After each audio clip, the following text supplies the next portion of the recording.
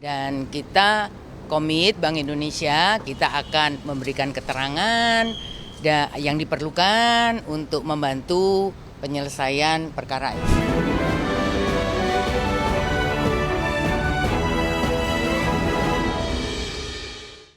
Komisi Pemberantasan Korupsi memeriksa Deputi Gubernur Bank Indonesia Filianingsih Hendarta sebagai saksi dalam kasus korupsi dana program sosial BI dan Otoritas Jasa Keuangan.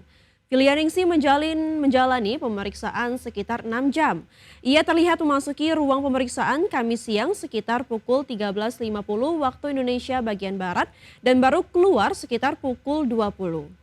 Juru bicara KPK Budi Prasetyo mengungkapkan pemeriksaan tersebut dilakukan guna menelusuri asal-usul munculnya mekanisme program sosial atau Corporate Social Responsibility di Bank Indonesia. Selain itu KPK juga menelisik lebih jauh soal proses perencanaan, pelaksanaan hingga pertanggungjawaban program tersebut. Pendalaman ini dilakukan untuk memastikan penggunaan dana tersebut digunakan sebagaimana mestinya. Dalam kasus korupsi CSR ini, KPK telah menetapkan 2 tersangka, yaitu Satori dan Heri Gunawan.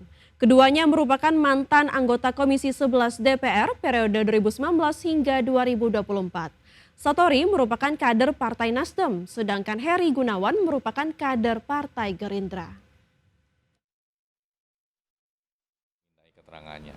Jadi dalam pemeriksaan hari ini tentu akan didalami terkait dengan bagaimana proses mekanisme program sosial tersebut muncul begitu ya, dari proses perencanaannya seperti apa, pelaksanaannya dan juga pertanggungjawabannya. Ya, perencanaan tentu kita juga dalami terkait dengan rencana peruntukannya, termasuk jumlah anggarannya begitu. Kemudian dalam pelaksanaannya itu seperti apa? Karena dari konstruksi perkara ini di mana kita sudah menetapkan 2 orang sebagai tersangka, yaitu saudara ST dan saudara HG, bahwa uang-uang yang sedianya untuk program sosial ini kemudian tidak dipergunakan. Usai diperiksa selama 6 jam, Deputi Bank Indonesia Filianingsih mengaku kehadirannya dalam pemeriksaan merupakan bentuk komitmen Bank Indonesia untuk memberikan keterangan guna membantu KPK dalam menyelesaikan perkara. Menurut Filianingsih, kebijakan dana CSR dari Bank Indonesia terhadap mitra kerjanya sudah sejak dulu. Kebijakan CSR tersebut dilakukan untuk berbagi dan membantu masyarakat. Ya, saya datang sebagai memenuhi panggilan sebagai saksi dalam perkara penyidikan ya.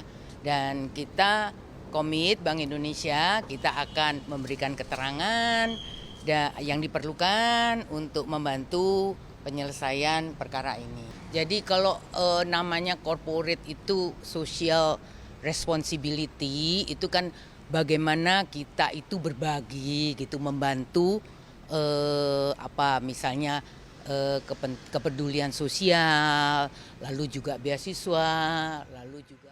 Pemirsa, terkait kasus korupsi kuota haji, Komisi Pemberantasan Korupsi tengah mendalami aliran dana hasil korupsi kuota haji 2024 ke organisasi keagamaan seperti Pengurus Besar Nahdlatul Ulama atau PBNU. Pelaksana tugas Deputi Penindakan dan Eksekusi KPK Asep Guntur Rahayu mengatakan upaya tersebut dilakukan dengan menggandeng Pusat Pelaporan dan Analisis Transaksi Keuangan PPATK. Menurut Asep, penelusuran aliran dana ke organisasi keagamaan ini karena kasus kuota haji erat kaitannya dengan penyelenggaraan ibadah. Mengingat haji merupakan bagian dari praktik keagamaan, maka persoalan ini menyangkut umat beragama dan proses peribadatan yang tentunya juga berkaitan dengan organisasi keagamaan. Asep menegaskan KPK juga telah memanggil sejumlah pihak yang diduga berkaitan dengan PBNU. Salah satunya staf PBNU Saiful Bahri pada Selasa 9 September 2025. Pemeriksaan Saiful ini berkaitan dengan mantan staf khusus pada era Menteri Agama Yakut Holil Qoumas, Isfah Abidal Aziz alias Gus Alex. Dalam rangka kita mencari kemana, kita sering sampaikan bahwa kita melakukan penelusuran dari uang yang pada tahap awal kita sampaikan secara kasar itu sekitar 1 triliun itu. Nah, kita kan cari kemana saja. Nah, tentunya kami benar berkoordinasi dan komunikasi dengan PPATK Kemudian kenapa harus ke lembaga-lembaga keagamaan seperti itu? Pertama karena memang ini permasalahan kuota haji ini terkait dengan penyelenggaraan ibadah di salah satu agama.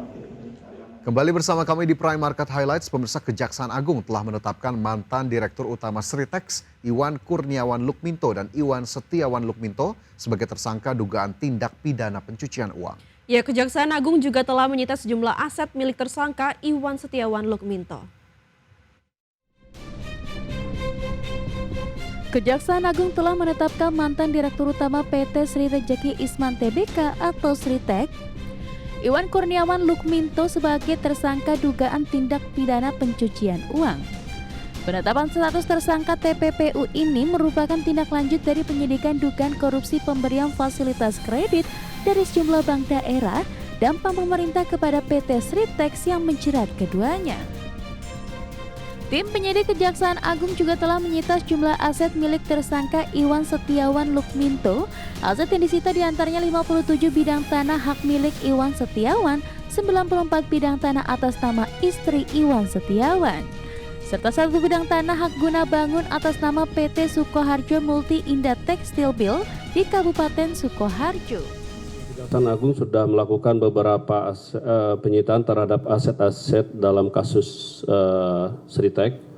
Ada kurang lebih 57 atas nama Iwan Setiawan, terus 94 atas nama Megawati istrinya, dan satu lagi atas nama PT Sukoharjo Multi Indah Tekstil.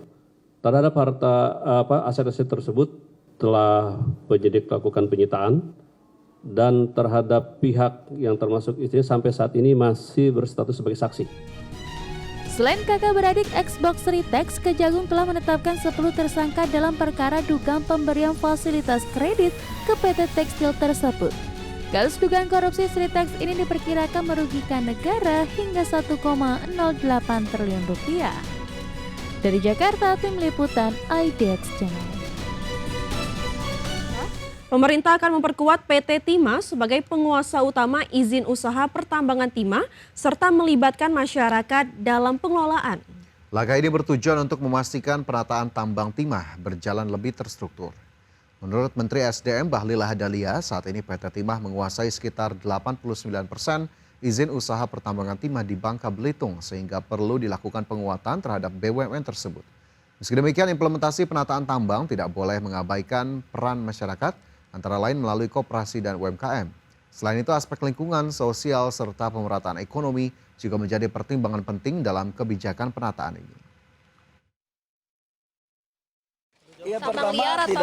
Yang pertama adalah penataan agar memperkuat PT Timah, ya. PT Timah kita harus perkuat karena 89% dari total IUP timah yang ada di Bangka Belitung itu dikuasai oleh PT Timah. Karena itu kita harus tata, apalagi ini BUMN, dan saya tadi meminta agar dalam implementasinya tetap melibatkan masyarakat, dalam hal ini koperasi, UMKM sebagai bagian daripada kerja-kerja yang ada di IUP PT Timah. Sudah benar-benar memperhatikan aspek sosial, aspek lingkungan.